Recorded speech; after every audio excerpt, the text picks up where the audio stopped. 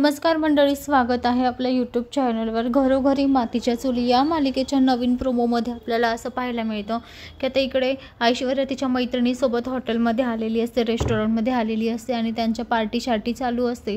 तेवढ्यात आता ऐश्वर्या तिच्या मैत्रिणींना सांगते, तुम्हाला माहिती का गं, मी माझ्या नवऱ्याला सांगितलं आय एम प्रेग्नंट आणि त्या सारंगने बिनडोक माणसाने त्याच्यावर विश्वासही ठेवला असं म्हणून ते आता चीअर्स करतात आणि ड्रिंक पित असतात आणि ती ड्रिंक आता इथे सारंग सर्व करत असतो।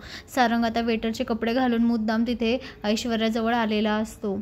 आता ऐश्वर्याचं असं बोलणं ऐकून आता सारंगला खूप वाईट वाटतं। सारंग म्हणतो, आजपर्यंत मी ऐश्वर्याची साथ देत आलो, माझी बायको म्हणून सगळ्यांच्या विरोधात जाऊन मी माझ्या बायकोची साथ दिली, पण ऐश्वर्या माझाही म्हणजे बडीचा बकरा करायला तयार आहे, म्हणजे माझी काही किंमत नाही, काही नाही असं म्हणून त्याला खूप वाईट वाटत असतं। तेव्हा आता सारंग कपडे बदलवतो आणि सिटी हॉस्पिटलमध्ये म्हणजे जानकीकडे जातो पळत पळत। त्याला खूप वाईट वाटत असतं, डोळ्यातून अश्रू तसेच कपडे घालतो आणि सिटी हॉस्पिटलमध्ये पळत जातो। तर आता तिकडे त्या ठिकाणी तो हॉस्पिटलमध्ये पोहोचल्यावर आता जानकी म्हणते, भाऊजी काय झालं?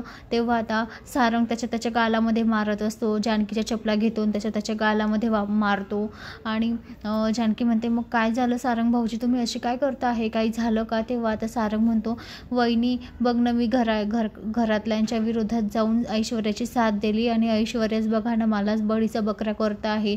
आजपर्यंत मी त्यांचे एकही गोष्ट असं नाही की ऐकलं नाही, घरच्यांच्या विरोधात जाऊन त्यांच्या सगळ्या गोष्टी ऐकल्या, त्यांच्या कारस्थानामध्ये मी आपल्या घराचं वाटोळं केलं, आपल्या घरातल्या लोकांची मनं दुखावली आणि त्यांची साथ दिली आणि ऐश्वर्या मलाच म्हणजे बळीचा बकरा करत आहेत, मलाच बैल म्हणून हे नव्हतं आहे। तेव्हा आता हे म्हणजे जानकीलाही वाईट वाटतं। तेव्हा आता सारंग तिची चप्पल घेऊन आता त्याच्याच डोक्यावर मारत असतो।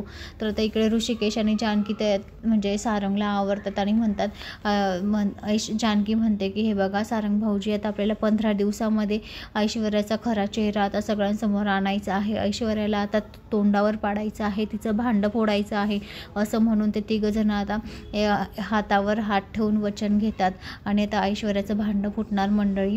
कारण आता म्हणजे सारंगच आता तिचा नवराच आता तिच्या विरोधात आहे। तर मंडळी, अशाच मालिकेच्या नवनवीन अपडेटसाठी चॅनलला लाईक आणि सबस्क्राईब करा, शेअर करायला विसरू नका। धन्यवाद। असेच नवनवीन अपडेट तुमच्यापर्यंत पोहोचत जातील, आजच आपल्या चॅनलला सबस्क्राईब करा।